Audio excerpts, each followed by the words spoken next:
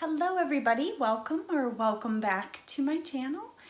My name is Renee and today we are going to talk about some middle grade YA books that have mystery elements to them.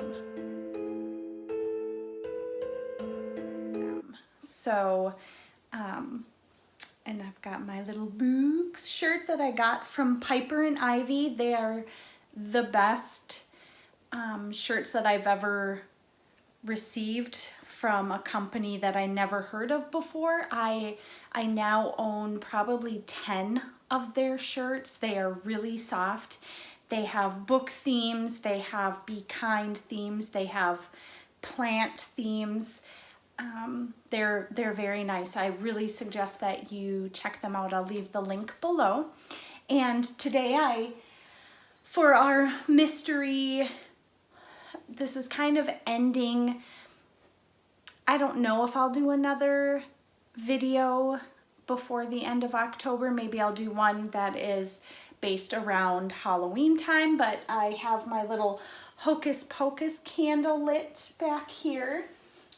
The company is called Goose Creek. They are soy-based candles, and this smells so good. So it's the Hocus Pocus 2 candle, and it's called Full Moon, and it has the witches there, and it's so beautiful. It smells so good. It's very pumpkin-y. This one is pumpkin-y. They have so many different scents. But anyways, okay, back to the books. So these books are going to be mystery-based books. So let's get into it, shall we? The first book I'm going to talk about is a young adult book, and it's called The Christopher Killer by Elaine Ferguson. And sorry about the light. I need to get like a ring light or something for my recording. In my building, I don't know about any other librarians that might be watching this, but I feel like 80% of the kiddos that come through the library, so I work with 6th through 8th graders, and I'd say 80% that come in, they're like, where are the horror books? Where are the scary books? They all want horror, scary, murder, mystery, and this is one. It's a series. I think there might be 4. I'm not quite sure. It's the Forensic Mysteries series, but the Christopher Killer is a big one that goes out. So, a killer in their midst. As the daughter of a Colorado County coroner, Cameron Mahoney is no stranger to death. She's always been fascinated by the science of it. So when she convinces her father to give her a job as his assistant, she's thrilled to finally get some hands-on experience in forensics. But Cammie is in for more than she bargained for when the second case that she attends turns out to be someone she knows, the latest victim of a serial killer known as the Christopher Killer. And if dealing with that isn't hard enough, Cammie soon realizes that if she's not careful, she might wind up as the killer's next victim. The Christopher Killer by Elaine Ferguson, YA. The next book is a middle grade book called The London Eye Mystery by Siobhan Dowd. This is another good one. I actually read this one. I haven't read The Christopher Killer. So it says, Monday, 24th of May, 11:32 a.m. Ted and Kat watch their cousin Salem get on board the London Eye. He turns and waves, and the pod rises from the ground. Monday, 24 May, 12:02 p.m. The pod lands and the doors open.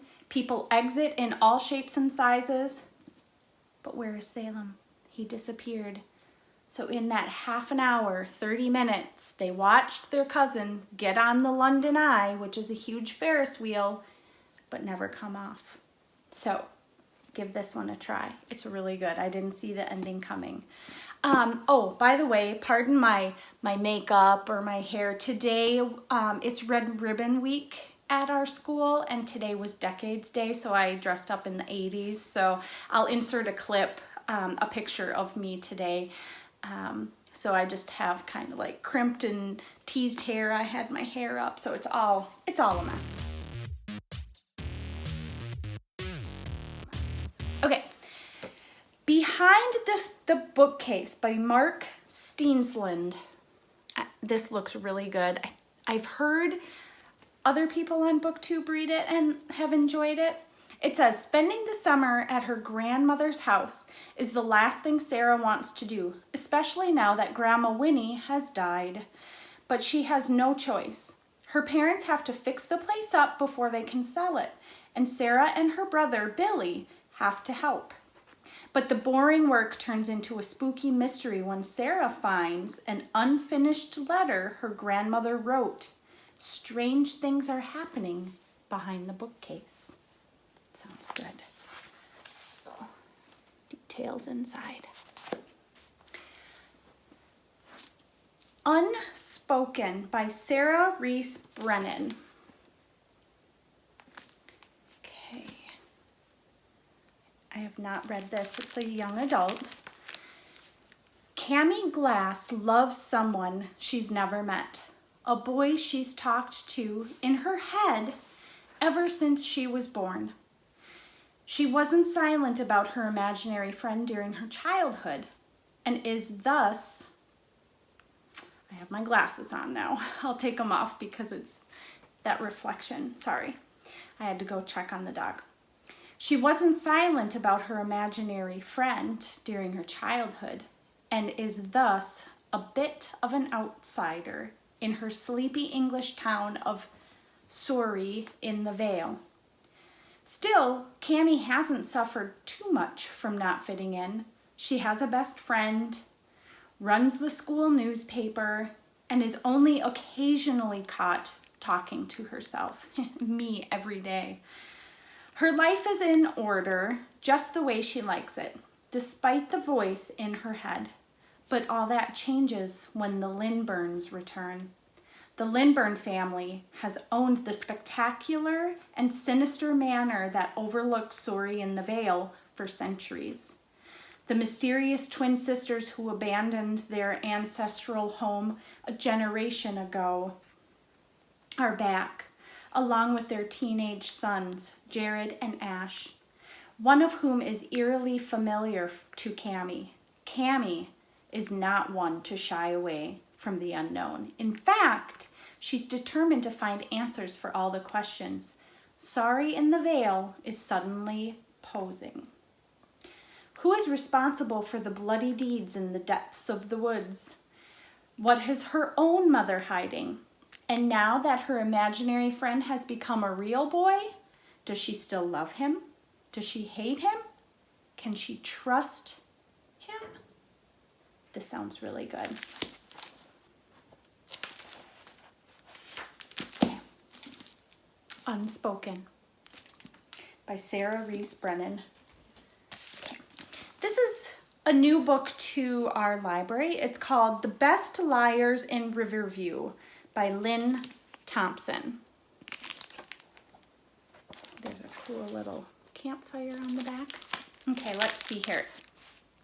Sometime in the last day or so, ever since Joel Gallagher disappeared, I became a liar. Aubrey and Joel are like two tomato vines growing along the same crooked fence. Weird, yet the same kind of weird. Then Joel disappears, vanishes, poof. The whole town is looking for him. And Aubrey was the last person to see Joel. Aubrey doesn't want to say much, but lies of omission are still lies. So here's what they know for sure. For the last 2 weeks of the school year, Aubrey and Joel have been building a raft in the woods. The raft was supposed to be just another part of their running away game. And lastly, the raft is gone now. What? Aubrey doesn't know where Joel is, but they might know how to find him as Aubrey, their sister Tegan, and their friend Mari search along the river. Will they find themselves along the way? The best liars in Riverview. Okay, that's a middle grade. Here's another new middle grade to our library. Anybody here seen Frenchie by Leslie Connor?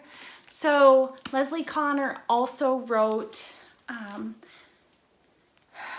something about, what is it? The truth about,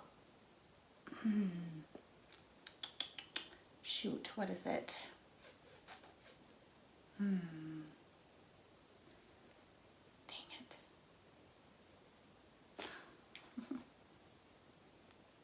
The Truth About Mason Buttle or something like that, which was really good. There's not little drawings. Okay. Inside this book, it says, 11-year-old Aurora, Petroquin's best friend, has never spoken a word to her. In fact, Frenchie Livernois doesn't talk. Aurora is bouncy, loud, and impulsive, a big old blurter.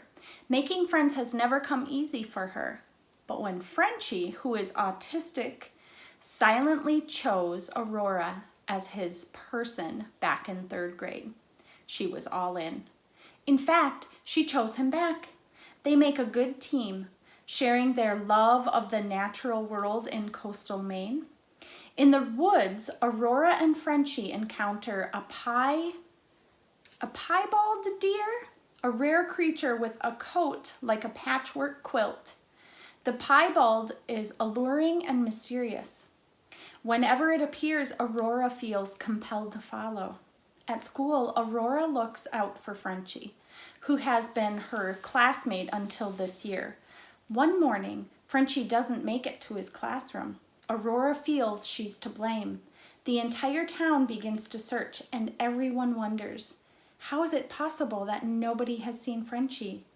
Or have they? Anyone here seen Frenchie by Leslie Connor? Oh, The Truth as Told by Mason Buttle. That's the book I was thinking of. Such a great book, so I'm sure this one's just as good. Okay, the last book I have on this list for mystery-themed books is a young adult called Crash by Lisa Mcmahon. So this is a series, and it's called the Vision series, and this is book 1.